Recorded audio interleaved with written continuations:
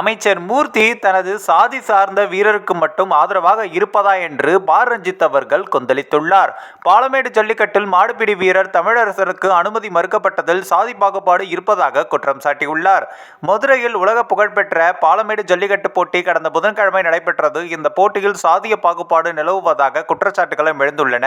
குறிப்பாக பாலமேடு ஜல்லிக்கட்டு போட்டியில் பங்கேற்பதற்கு மாடுபிடி வீரர் தமிழரசன் இளைஞருக்கு அனுமதியும் மறுக்கப்பட்டுள்ளது. மேலும் இதுகுறித்து மாடுபிடி வீரர் தமிழரசன் செய்தியாளர்களுக்கு பேட்டியளிக்கையில், கடந்த 2 ஆண்டுகளாக சிறந்த மாடுபிடி வீரராக இருந்தவன். முதல் நாள் இரவு 2 மணி அளவில் தான் எனக்கு டோக்கன் கொடுக்கப்பட்டது. ஒரு சிலருக்கு விரைவாக டோக்கன் வழங்கப்பட்டது. எங்களுக்கு டோக்கன் அளிக்கவே தாமதமாக்கியது. ஜல்லிக்கட்டில் மீண்டும் சாதி பார்க்க தொடங்கிவிட்டார்கள். இதனை கேட்க சென்ற என்னை தாக்கியதாகவும் கூறினார். கருப்பாயூரணி, கார்த்தி போன்றவர்கள் நேரடியாக எந்த வரிசையிலும் நிற்காமல் டோக்கன் வாங்கி சென்றதாக கண்ணீர் மல்க ஆதங்கத்தையும் வெளிப்படுத்தியுள்ளார்.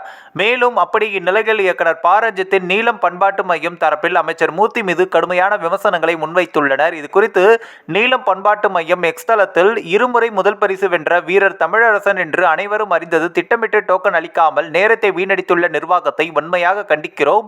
அமைச்சர் மூர்த்தி தனது சாதி சேர்ந்த வீரருக்கு மட்டும் ஆதரவாக இருப்பதும், போராடி டோக்கன் வாங்கியும் தன்னை ஜல்லிக்கட்டில் அனுமதிக்கவில்லை.